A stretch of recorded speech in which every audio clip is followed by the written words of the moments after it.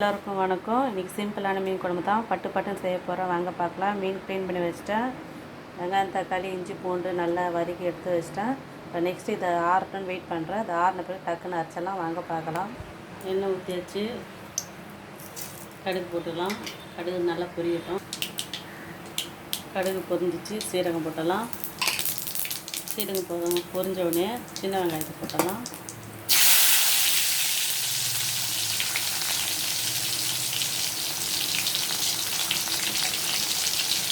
நல்லா பொரியுது.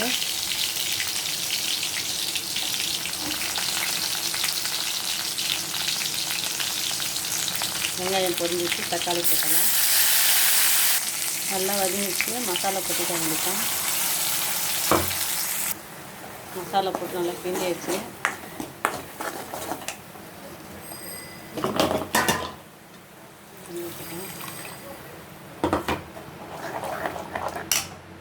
குழம்பு கொட்டியாச்சு. கொச்சமே டக்குன்னு மீனை போட்டலாம். வாங்க. குழம்பு நல்லா கொச்சிச்சு. மீனை போட்டுடலாம். போட்டு ஒரு 5 நிமிஷம் வச்சு விட்டுடலாம். பட்டு ரெடி ஆகிடும். வாங்க. குழம்பு நல்லா கொச்சிச்சு. மீனை பாருங்கள் எப்படி இருக்குது.